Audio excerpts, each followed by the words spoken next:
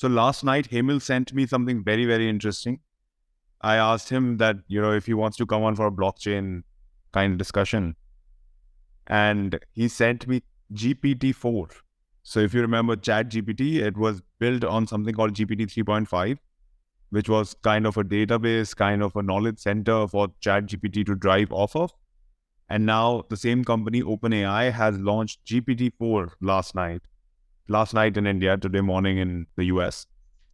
And it's very interesting. And, it could be the next revolution in AI, and it is happening, everything is happening so fast. So let's talk about GPT-4.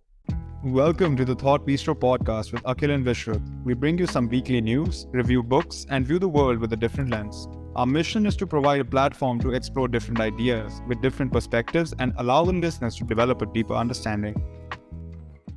So for starters, I just read this again yesterday and I wanted to mention it.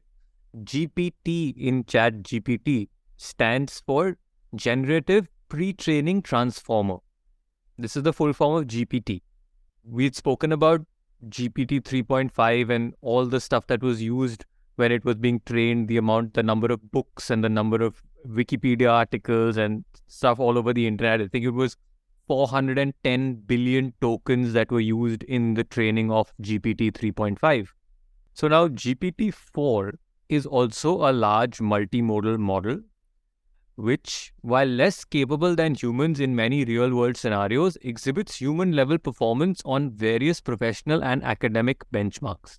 For example, it passes a simulated bar exam with a score around the top 10 percentile of test takers, whereas GPT 3.5 scored around the bottom 10%. So as you all know, the bar exam is something that every lawyer in the US has to pass. It's notoriously difficult, and scoring in the top 10 percentile is pretty damn amazing. I think it's crazy. What we get out of machines right now are some sort of accumulation of data. Like, let's say you have a question to a lawyer, then you would go to Google, you would search up, what's the law regarding this, this, and this? But you would not get a straight up answer, right? You would get a couple of sentences. But here it feels like something that is performing so well on the bar exam might actually get to the point where it gives us results which are like more human-like almost, more conclusive almost. So we spoke about this in the last episode as well, last ChatGPT episode. It's fine for these things to give us more and more information, but they are giving us these answers. Then can we depend on these answers? Here it feels like we might actually be able to, and this might be a huge revolution. So I was at a party last night, and at the party, I was on my phone while everybody else was, discussing random stuff, and they were all having fun. And then my brother-in-law would keep poking me and be like, get off your phone.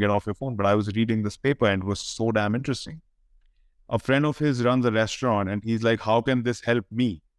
In his half-drunken state, he was amazed as to what it might bring to his restaurant. Just a data model to recommend what kind of dishes he could keep at what part of the month or what part of the year. He doesn't have the team to drive that, and he cannot afford those kind of data scientists. But then ChatGPT might actually get to the point where, he can just provide it the data and it can just run it for him, do all the backend stuff and give him an answer without having to depend on larger companies or larger capital intensive programs. Forget even just putting in his own restaurant data. ChatGPT or GPT-4 can probably see the trends of similar cuisine restaurants around the world or around India for that matter, and tell him that, okay, these are the things that work here. These are the most popular dishes in restaurants of your style. He doesn't even need to collect that data of his own. GPT-4 is going to be so much more nuanced. Like, for example, ChatGPT gives you very generic answers in some ways. We spoke about this earlier where we said that, it's a great starting point if you have to write something. It gives you a block of text which you can edit. It's very generic. It's very straight off the book. It's very, very basic stuff, tailored in a way that works well with human language better than what existed before it. So now GPT-4 is taking it one step further. Things are becoming more nuanced. Things are becoming more personalized, more customized. The AI is learning a lot more as to how human interaction works. more than just inputting text, you can input images, you can input video into GPT-4, and it would be able to parse that, it would be able to understand that. So we are going to be reviewing this book. It's called Prediction Machines. And, the base core understanding of that book is the economic thought process behind different topics and the economic thought process behind AI. And when you think of, light in today's manner, we don't even think of switching on a light because economically it is so feasible. It is so cheap to sit in light, right? Earlier, just having that 1 hour of light might be your entire month's salary. And now it's just taken for granted. Just like that, in the book, it was written a couple of years ago. It talks about AI as prediction machines and how prediction has gotten cheaper over time. But it keeps referring to the fact that the final decision of a prediction is not getting cheaper. The final decision is still in the hands of human beings. Here, it feels like, the decisions might be getting cheaper.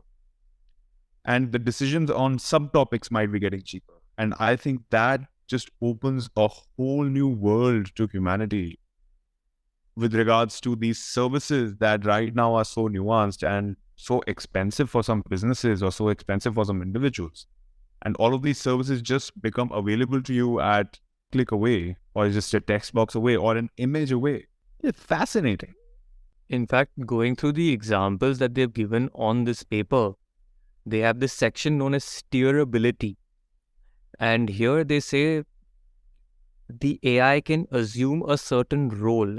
So in one, they say, okay, you are a Socratic teacher and you cannot answer by giving the student straight answers, but you have to answer in questions. The similar way how the Socratic debate, which we did, worked. So they have an entire example where a student is trying to solve an equation and the AI is responding to it, not with answers, but asking the student further questions in order to make him or her explore, in order to get them to reach the answer rather than giving them the direct answer. That is just astounding. I mean, I can't even imagine something like that is possible. It's, like one of us assuming a certain role and sticking to that role. And then in one, the AI is told to be a Shakespearean pirate.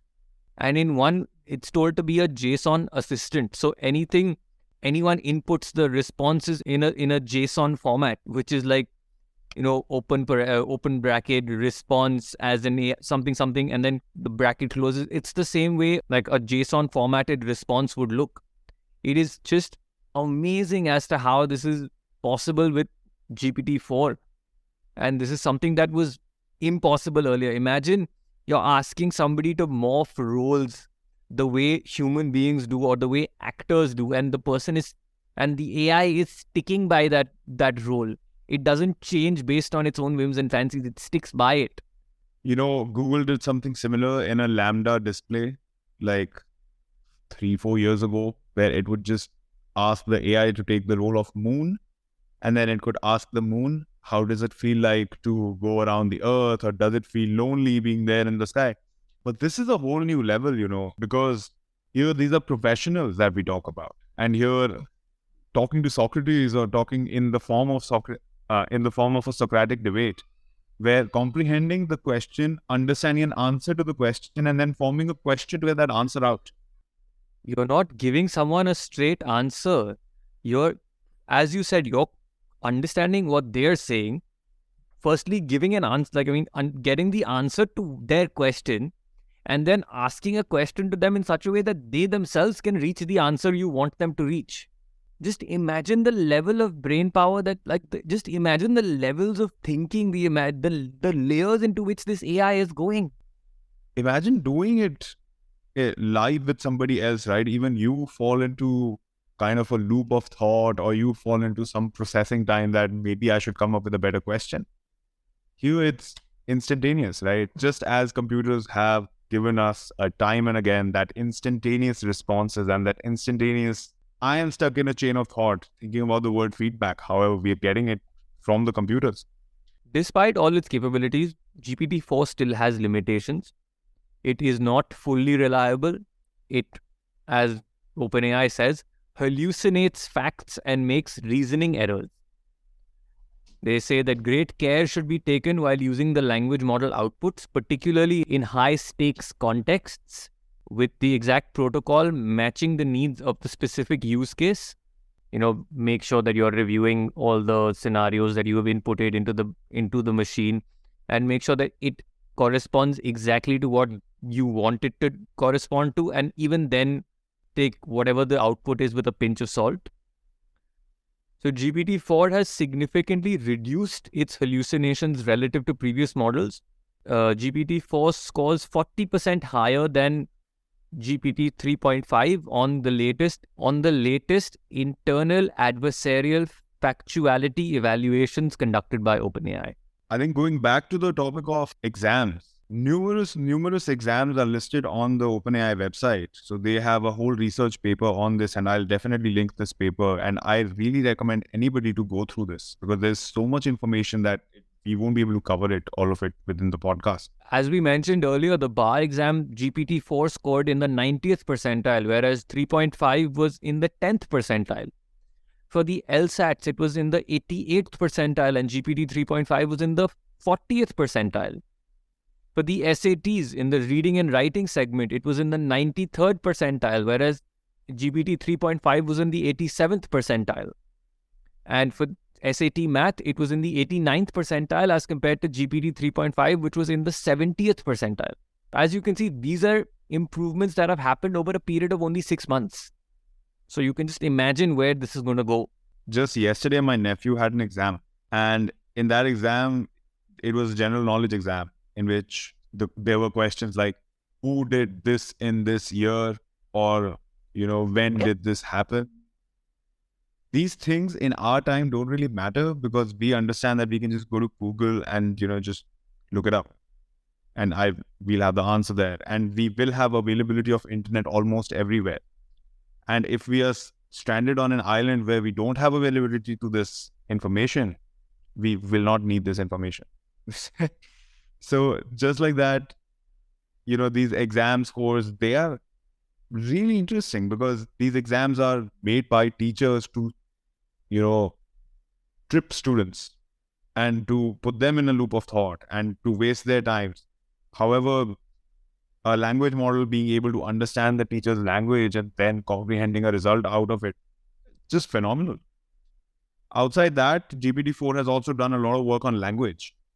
So while Chinchilla, Palm, the other competitors to ChatGPT have been working with English primarily, GPT-4 has been working very well with English, Italian, Spanish, French, German, Indonesian, Russian, Polish, and numerous other languages. In fact, it has been working with local Indian languages such as Punjabi, Marathi, and Telugu, which again, it shows the importance of diversity on a front of AI, because people do know that some countries don't really speak English or some countries are not as fluent with English. And French people are generally very well known to be very stubborn and, staying away from the English language. So that also feels like a leap that all languages need to be a part of this. All this is very, very positive, and it's amazing as to how far GPT-4 has come. However, there are still the risks that exist with using such a model. This has been made safer, but there are still chances of GPT-4 generating harmful advice, buggy code, inaccurate information, etc., etc.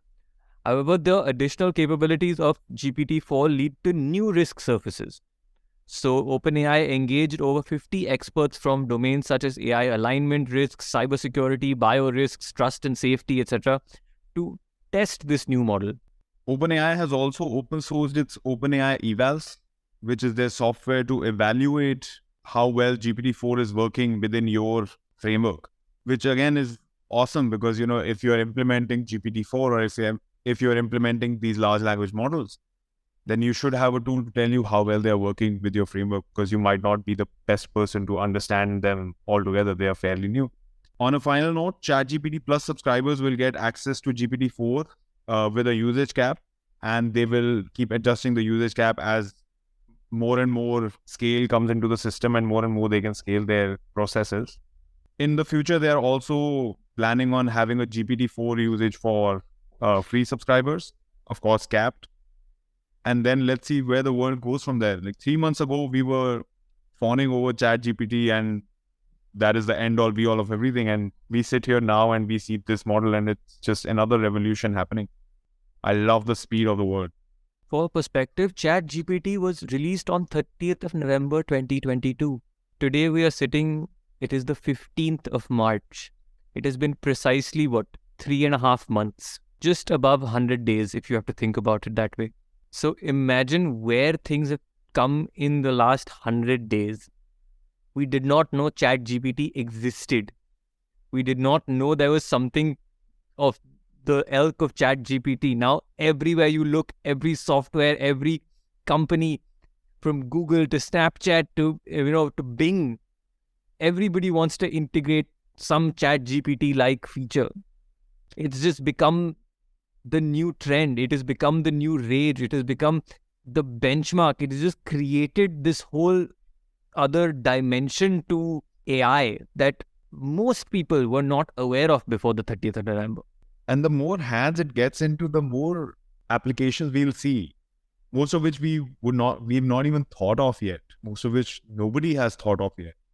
This world works in a big brain fashion, right? We are all connected and we are all thinking together in unidirectionally towards revolution. So maybe this is the next revolution, as computers were, as internet was, as iPhone was, as applications were. And now it's time for AI and ML to take over, and I'm loving it. We usually leave you with stay boring. So let's switch it up a little bit and let's end it on stay revolutionary. Thanks for joining us. We hope to continue to bring you some interesting news from around the world and keep you informed and keep you entertained, and hope to see you again next time. Thank you.